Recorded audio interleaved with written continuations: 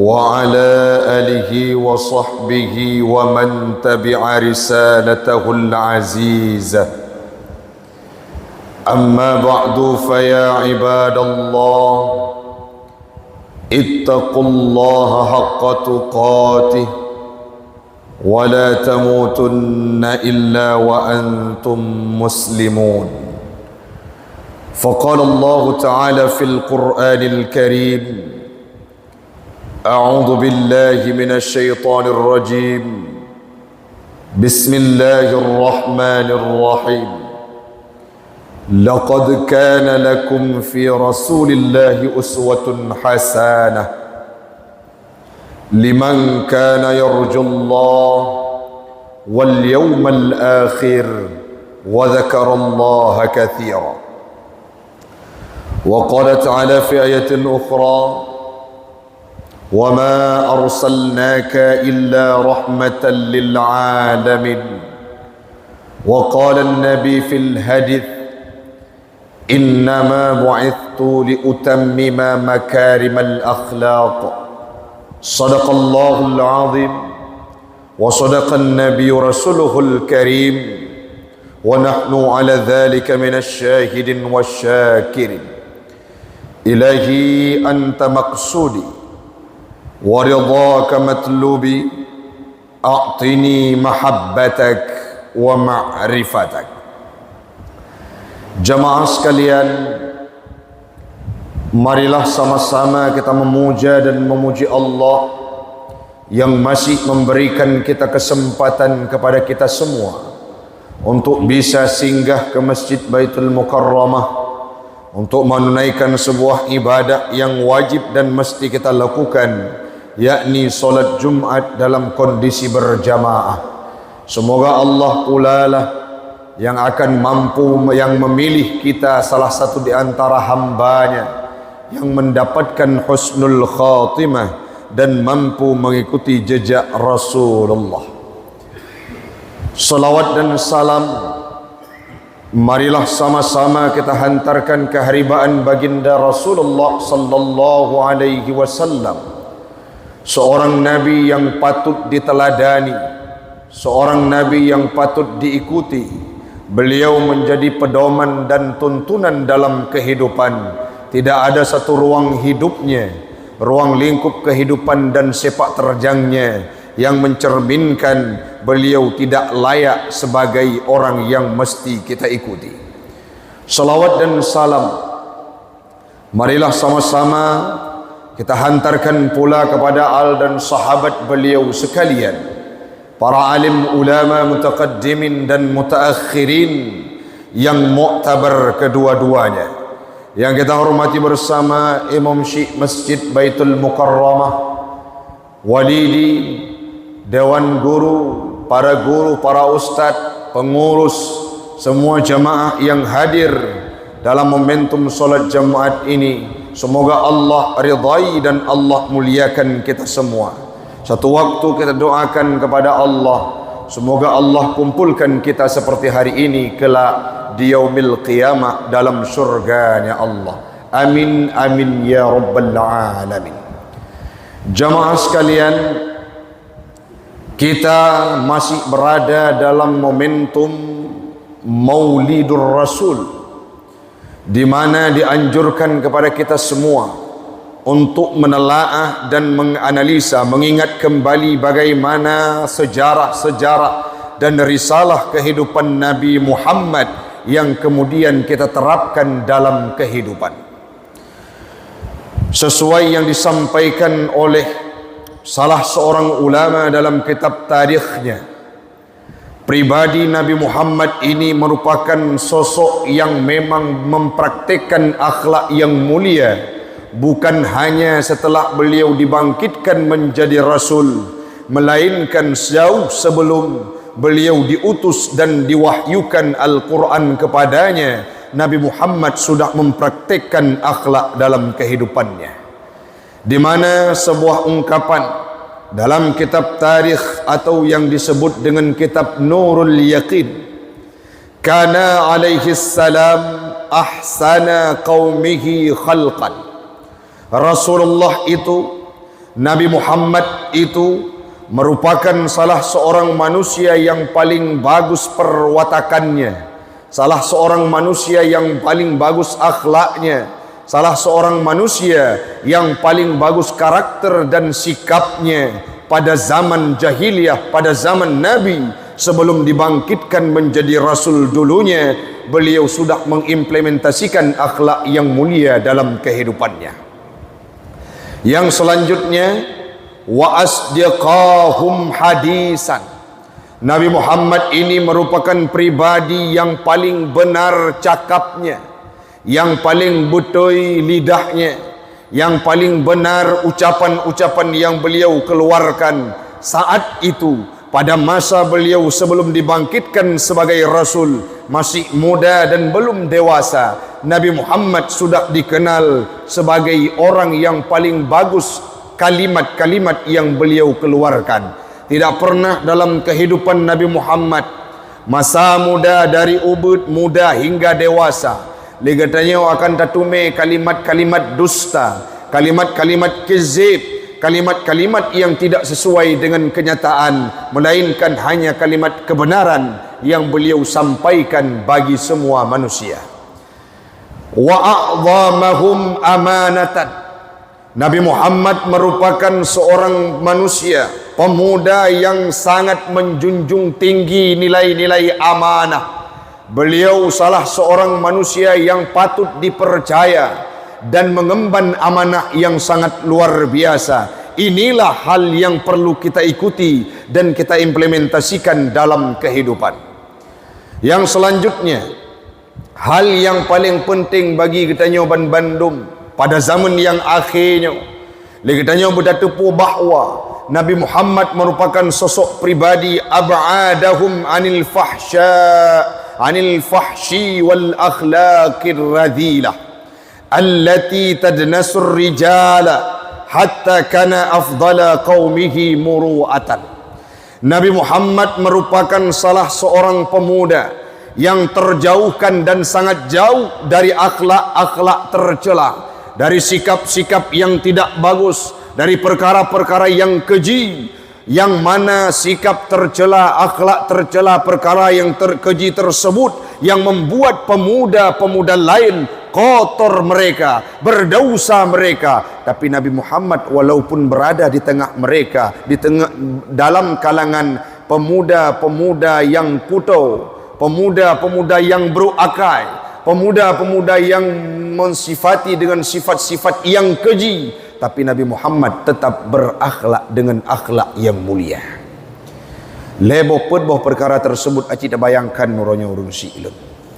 Nabi merupakan pribadi yang paling ged akai. Uronyo citakalan padum nala bangsa gedanya, anak-anak generasi gedanya, yang mereka kadangkala mengakui diri sebagai umat Muhammad, mendeklarasikan diri sebagai kaumnya Nabi Muhammad, tapi akhlak jauh panggang dari api.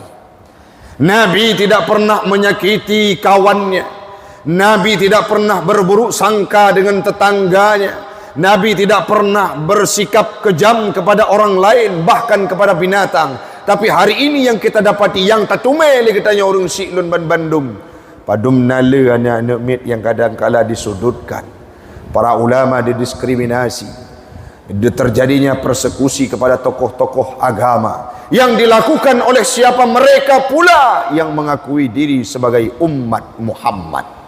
Ini merupakan sebuah hal praktek yang jauh daripada sikap Nabi yang pernah dilakonkan 14 abad yang silam. Yang kali praktek li Nabi belah abad yang silam. Teribe pertutun yang kau likut li gedanya oronyo kamu lai tak pegada adanya. Yang selanjutnya, Nabi kepegah dalam kitab tersebut urang yang paling betul dalam pegah haba.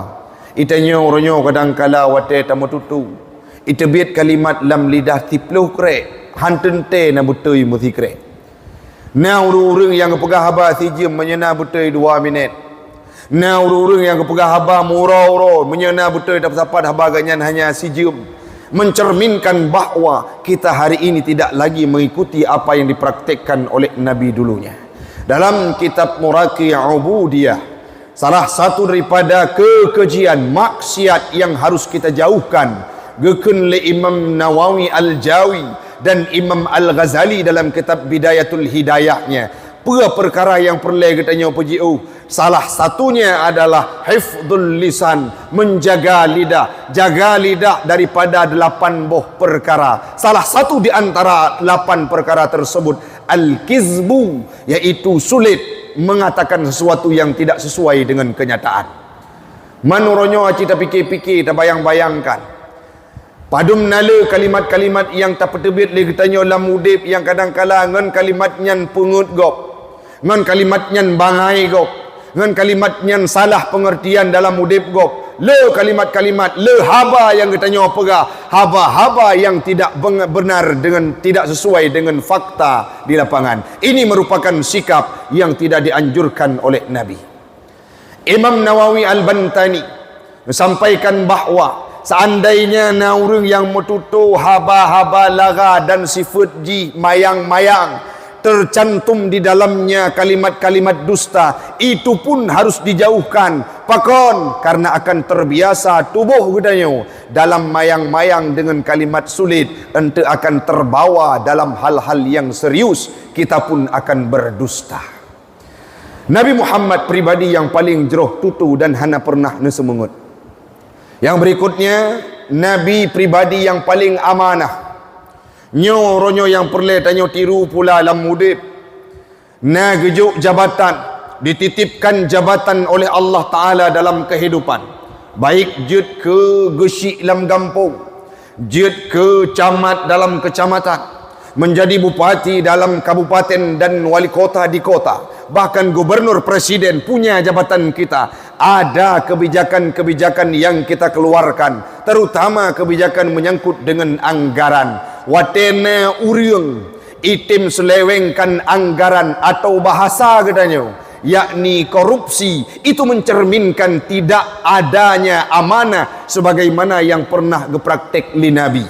Nah, pernah luntuan dengar dalam cerita dan sejarah bahwa Nabi Muhammad berhasil beliau dalam perniagaan karena li Nabi amanah kiban yang geyu publo le toke menan yang nepelaku lam udip.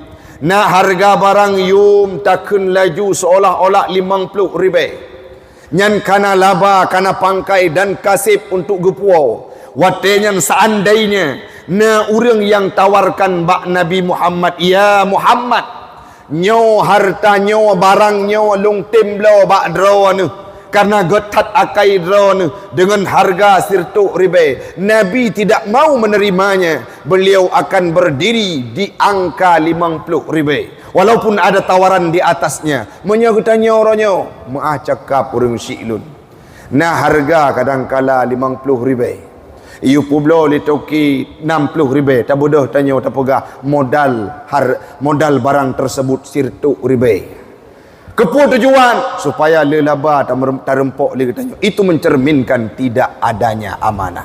Berapa banyak hari ini oknum-oknum pemerintahan dari kelas bawah hingga kelas atas, dari tingkatan paling bawah sehingga ke atas, yang mana punya kebijakan mereka tidak amanah terhadap jabatannya. Gecok anggaran gepugese bacut demi kepentingan dirinya dan kepentingan golongan. Nyawa merupakan hana amanah, tidak sesuai lagi ya Nabi. Yang berikutnya orang syi'lun yang paling penting. Nabi adalah pribadi yang hantam nepebut maksiat. Tidak terjerumus beliau ke dalam kekejian. Tidak terjerumus beliau dalam akhlak tercela. Dalam catatan sejarah menyauronyo tanek baca, tanek mita musabah tulisan menteng bahawa Nabi Muhammad adalah pribadi yang beruakai, ya hanagot sifat. Tidak pernah beliau pernah melakukan hal-hal yang asusila. Han akan terempuk bacaan dan sejarah tersebut. Karena memang Nabi dari pun lahir sampai wafat. Dalam kitab Mursyidul Amin karya Imam Al-Ghazali, Mukhtasar Ihya Ulumuddin, Nabi Muhammad nepegah beliau berakhlak saat hidup, bahkan wate nenek wafat, wate meninggal dunia, Nabi nepraktekkan akhlak lam udip. Artinya hanakan tarempok li gedanyo. Dari muda Nabi sampojit ke Rasul, bahkan saat tua beliau menjelang meninggal dunia tidak pernah mempraktikkan akhlak tercela dalam hidupnya. Nabi walaupun udip dalam kalangan urang-urang jahiliyah, walaupun beliau bersaudara, ada keturunan silsilah beliau mesambung dengan Abu Lahab, sabuh darah dengan Abu Lahab, bahkan hidup dalam kalangan orang-orang jahiliyah yang mempraktikkan akhlak-akhlak tercela, biadabnya luar biasa, tapi li Nabi hana pernah beliau terjerumus dan mempraktikkan akhlak tersebut. Nabi lagi engkut udip lam laut, ia masin tapi tubuh engkut hantum pernah masin. Artinya beliau menjadi pribadi yang good walaupun udip di tengah zaman yang memang tidak ada kejelasan terhadap agama pada waktu itu. Nyo perleh kita nyo tiru jio daripada kekejian, cuman nuronyo orang syiklun yang na rasawuh ate terbacut dan melaka Allah Ta'ala bubek disetujui. Ada oknum-oknum yang mencari cara supaya sebuah perlombaan iaitu domino atau bahasa kita nyo bate dilegalkan sebagai salah satu cabang lomba dalam koni.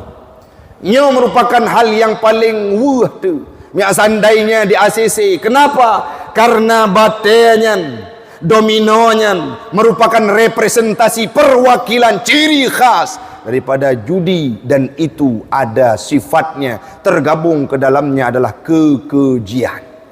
Menyorongnya watanyan kan dilegalkan, maka han akan jiuhli pemuda-pemuda yang na di Aceh, khususnya di bawah kemasjidan Baitul Mukarramahnya, daripada hal-hal yang keji. Marilah kita suarakan bersama supaya terjauhkan pemuda-pemuda kita daripada kekejian dan akhlak yang tercela. Yang selanjutnya jemaah sekalian, orangnya waktu terpegah akhlak yang tercela. Cukup lekah tontonan yang dipertontonkan oleh anak-anak kitanya, yang kadang-kala cerita-cerita watelun duk-duk ngan murid lun, ngan gure-gure lun, ngeraka-rakan ulun tuan. Apa yang disampaikan? Oronyo abi wate kamu jakbut jamun ngan jino beda. Pakon jamun wate ne pegah lidra wana kepada kamu wate ne didik kamu ne pegah dengan jeroh-jeroh hana pernah nepoh kamu mepati. Bahkan hana pernah nejuk denda kamu berubah menjadi pribadi yang jeroh. Oronyo anak mit terpegah ngelikut idengar kamu. Orangnya dah sampaikan kebaikan, yang didengar adalah seolah-olah menjadi musuh dalam kehidupan mereka. Kamu kadang-kadang wate metegur awaknya untuk baca Quran, icok honda kamu sila dipelah. Kamu wate mempegah awakah ka sembahyang baik kubah sembahyang, icok honda pelemi angin. Diilanya para guru. Itulah adat akhlak yang dipraktikkan oleh anak-anak utanya orangnya. Belum lagi berbicara terhadap perjudian. Belum lagi berbicara tentang perzinahan yang makin merebak dan merajalela. Uronyo perzinahan kan antara urung-urung yang beda jenis. Bahkan komunitas LGBT itu semakin membuming di Aceh, urung Syiklun dan Bandung. Artinya lagi masa-masa Nabi Lut, jamun kaum Nabi Lut, uronyo hadir, bahkan bukan tenggelam, semakin banyak di kalangan kita. Yang selanjutnya nah kejadian yang paling wuhulun tuan. Waktu diceritakan oleh seseorang, na oknum di Aceh yang gepegat anak kandung sendiri secara biologis sebagai peromoh, iaitu gemus tubuh dengan anak tersebut, gemus zina, hubungan terlarang. Anaknya melahirkan anak berikutnya yang uronyo anak dari hasil hubungan terlarang tersebut umuji katipluh tun. Aci ne bayangkan tapit mata wuh ati ru imata wate bayangkan urang Syiklun ban Bandung. Yang selanjutnya, kiban solusi jaman tengku menanggapi hal tersebut, Allah menjawab dalam Al-Quran. Laqad kana lakum fi Rasulillahi uswatun hasanah. Telah ada pada diri Rasulullah itu uswatun hasanah, teladan yang baik. Disampaikan oleh Imam Al-Qurtubi dalam tafsirnya. Makna uswah, qudwah, apa makna itu? Menjadi teladan, ikutan dan pedoman. Nabi Muhammadnyo jud keteladan lam udip gedanyo. Diceritakan oleh Imam Al-Qurtubi, kiban uswatun hasanah Nabi. Pernah sabuh masa Nabi Muhammad menjadi uswatun hasanah, maknanya beliau menjadi penghibur, pelipur lara terhadap urang-urang lain bandum manusia. Wate di kalan Nabi Muhammad, perwatakannya, akhlaknya Nabi membuat hati siapapun akan tersanjung dan merasa tenang. Bahkan urang-urang kafir Quraisy yang pada waktu itu gak akui bahawa Nabi Muhammad adalah Al-Amin. Memang hana sifat yang buruk, cuman karena egoisme mereka tidak mau mengikuti agama Islam. Berangkasa yang kalan Nabi akan mengikuti dan menjadi tenang hatinya, karena Nabi merupakan pelipur lara, menghibur setiap orang yang hadir dalam kehidupannya.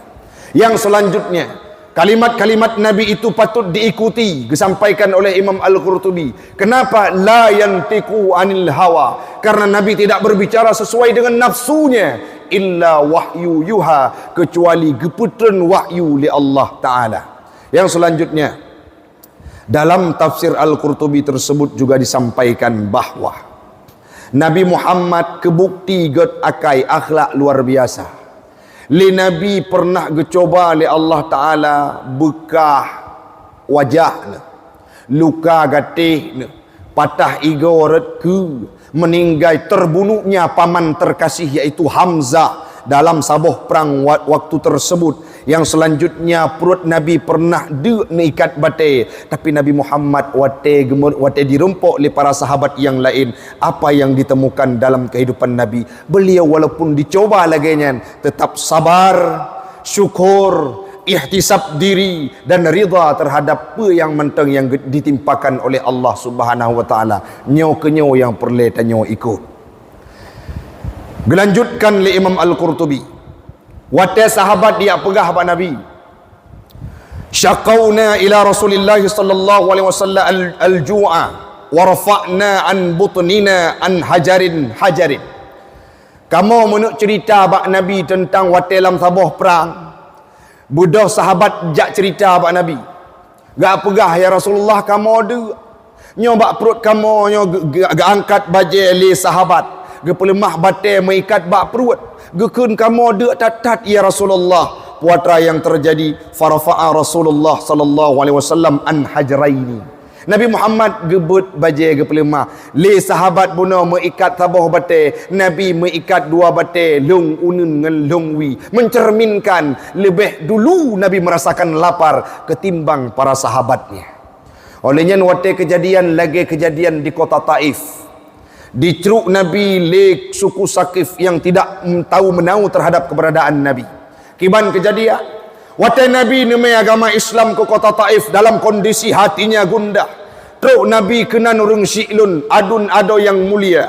Gemai agama Islam tapatih kepada Islam. Agama Islam adalah agama yang jerok, agama yang betul di sisinya Allah. Saya merupakan Rasul utusan Allah. Hanai terima mutido taitim dengo. Tiplu urau Nabi di kota Taif, tapi tidak ada satupun manusia yang mau mengikutinya.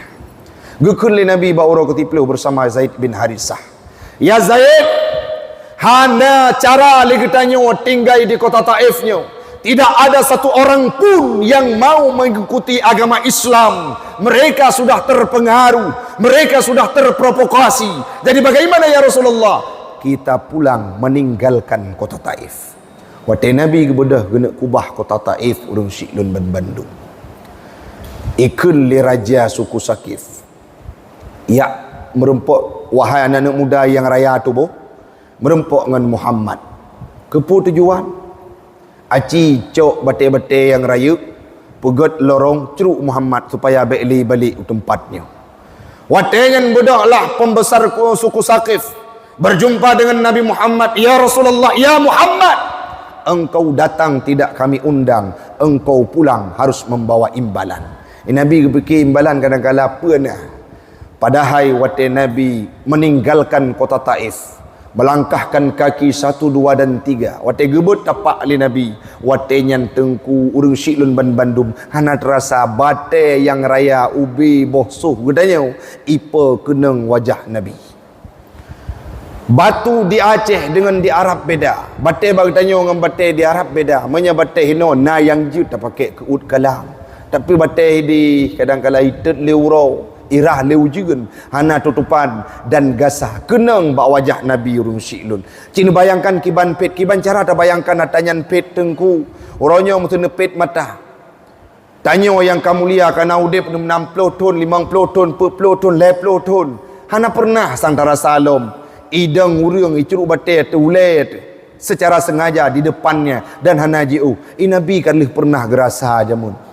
Wate batenyan kenang muka Nabi ru darah golom membalik muka Nabi ba tempat yang setruk bate dari wiya teman kenang ba oleh Nabi muka Nabi yang red wiya. Hana memada onan mandum tubuh Nabi diceru oleh pemuda-pemuda yang besar tadinya. Yang selanjutnya dijak dari likut. Itulah Nabi melungkop kenang batai yang tincu-tincu yang na di jalan yang penuh kerikil tadi. Melabur tubuh Nabi dengan darah. Kiban melabur. Istilahnya lagi tanya tajak tawa di nuhun. Tak terlam nuhun. Watai tak tengok na lehop. Tajak atas keramik yang putih. Tinggai lehop lagi nyan ke tinggai darah tapak Nabi dilikut. Darah tinggal meninggalkan kisah pedih di kota Taif. Namun pu yang terjadi urung siklun. Pu Nabi na bengeh hana. Pu Nabi na dendam hana. Padahal kalimatnya Nabi ditunggu-tunggu oleh Malikul Jabal, penjaga gunung Taif, berkata kepada Muhammad, "Ya Muhammad, mut yadaika ila sama'." Cibot jara Muhammad ulangi. Kepu ya malaikat cilake ba Allah. Begepu idin kamu nyong belungkop ke suku Sakifnya Bandung. Lagi-lagi pernah terjadi kepada suku Sozum, yaitu kaum Nabi Lut. Kamu lungkop mendum ke suku Sakif, ya kai ceruk drone Muhammad. Nabi darah golom tu, luka menteng basah. Beliau masih lemas. Tubuh Nabi digotong oleh Zaid bin Haritsah. Tapi Nabi nekun, puata nekun li Nabi, Allahumma ghafirli ummati li qaumi. Ya Allah, ya Tuhanku, nepa ampun kaum lo. Nepa ampun awaknya Bandung, fa innahum la ya'lamun. Awaknya hanya turilun, awaknya hanya tu solun. Baik nujuk siksa ya Allah, baik nu ilanya awaknya ya Allah, baik nu timpakan azab kepada mereka. Cina bayangkan tepo akhlak yang datume lagi yang urung siklun. Diilanya disiksa, dihantam. Uronyo terus urang gekun nyokiban tadrop sipulan karena kaipoh dron menyatanyo golombe kalimat yang tadrop de drop aju takun. Tapi Nabi Muhammad geputun dro gemudoa hana menjawab pi kalimat malaikat tapi gekun ba Allah Taala, ya Allah nepa ampun nawaknya dan nebri siksa kepada mereka karena mereka tidak tahu dengan keberadaan diriku. Oleh Nabi Muhammad gemudoa, ya Allah, nepa lahir di kota Taifnya urang-urang yang mampu pegang Islam di masa yang akan datang. Nyawa kenyo ronyo yang perlu pegah ba anak-anak kita nyawa urang siklun. Yang perlu kita sampaikan kepada anak-anak kita bahwa maulid itu esensi dan substansinya adalah tak tiru Nabi, tak ikut Nabi. Na urang pegah Nabi nyan cerita jamun tengku uranyo mesene bedah le Jumaatnya na azam ate long kunut tiru Nabi berhasil dalam udip.